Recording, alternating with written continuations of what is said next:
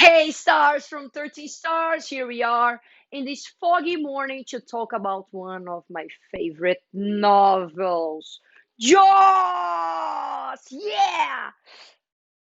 Talk about Jaws. The first thing that comes to my mind is the film, and I'm pretty sure that it goes to your mind as well. However, I'm gonna give you some hints about. No, we are not talking about the film from the 70s, the Steven Spielberg's film. We are talking about a novel that is much more complete than that amazing film. Okay, not a criticism about the film, but the novel is much more complete and incredible. But it's impossible to start talking about the novel Jaws without talking about Peter Benchley, the author of the novel before. Just some little information.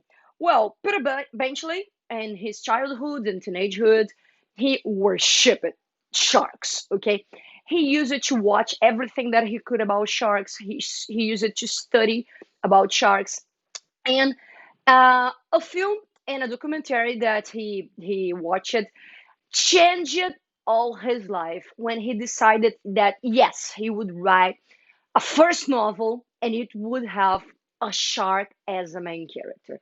We're talking about the 70s, as I said before, and it's pretty much complicated for us to think about a novel nowadays that would be as successful as this was. Okay, it was in the list of the top New York Times for months and a lot of weeks as the first one. Okay, but it would be impossible nowadays. We have a lot of movements like against the putting animals at stake. Okay, and sharks in some parts of the world, they are like chased and hounded all the time. So no, it wouldn't be a success nowadays. However, he made a wonderful story having a shark as a villain. Okay, it's translated for a lot of languages.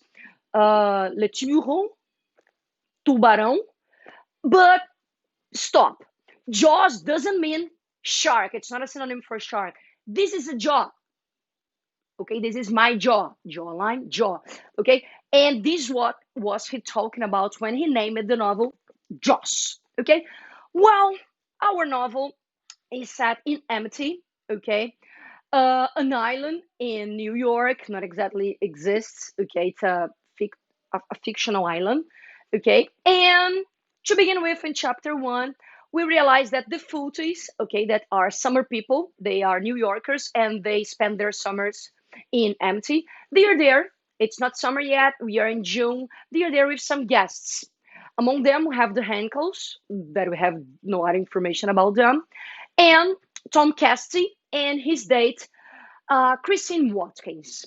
On a Thursday of June, they are drunk, both Tom and Christine, and they decided to spend some nighttime at the beach. Okay, they go to the beach. Christine is extremely excited about everything that they had done before. That's not exactly described in the book. They go to the beach and he calls Tom for night swim.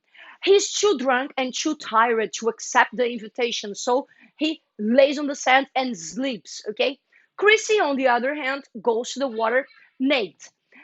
As soon as she enters in the water, a situation starts being described. It's the situation when our great white shark starts swimming and feeling something different in the vibrations of the water.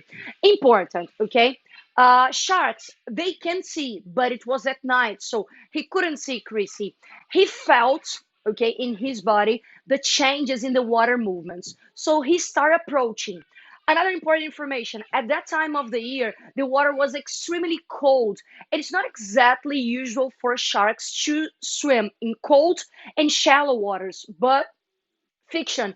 We have exceptions, and there he was. He, the shark. Okay, I'm gonna call him he.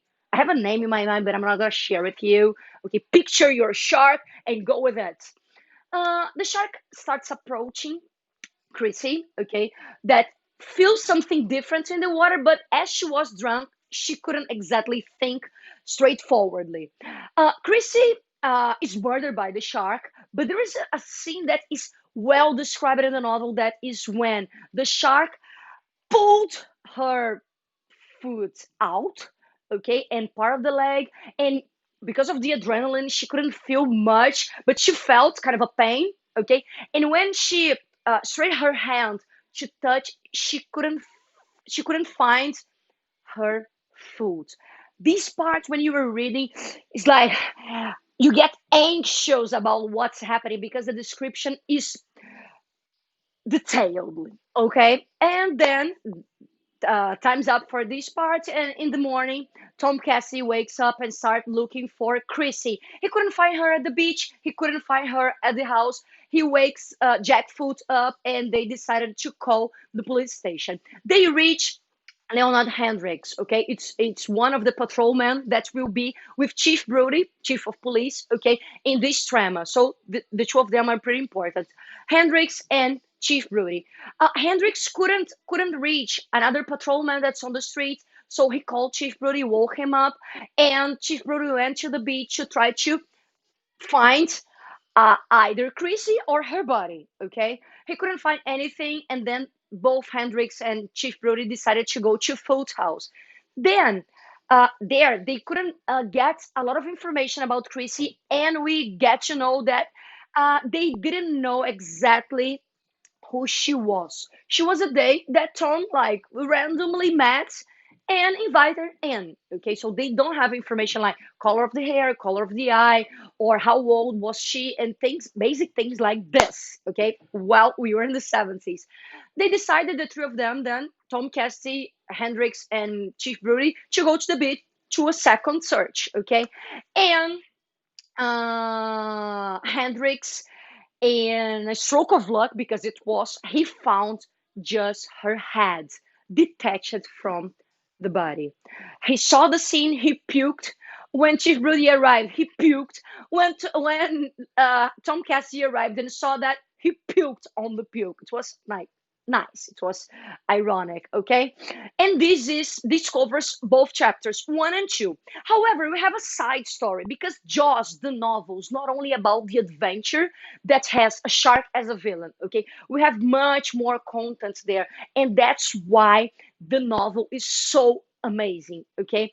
We talk about love, okay? We talk about marriage and this tough relationship when you decide to share your life with someone else, okay? Chief Brody is married with Ellen Brody, used to be Christian name, Ella Shepard, okay? And she used it to winter in New York and summer in Amity. When she met Chief Brody, when they both were very young, they fall for each other, and how and Ellen, desperate to get married, despite being a youngster, okay, she like dove in this situation. But nowadays, after three kids and the three of them at school, she lives a lonely life because I assume that a chief of police works a lot, and she regrets about having losing this like wealthy life that she had when she was younger. Okay, she describes in the book like what she misses when she sees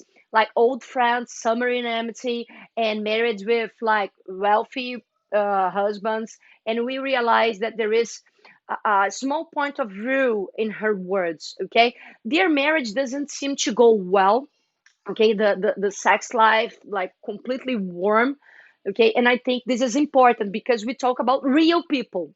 Okay, another subject that is covered very well in the book is about corruption. Okay, not exactly in these two, in the two first chapters, but I'm gonna say like Benchley's words when he was drafting a script for Hollywood, okay, about the novel.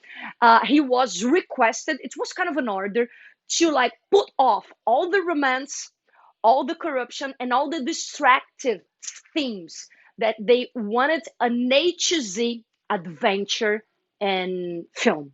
Okay, and that's why if you had seen just the film, please read this novel with us. See you next week for chapters 3 and 4. Bye bye, guys. Dun, dun, dun, dun.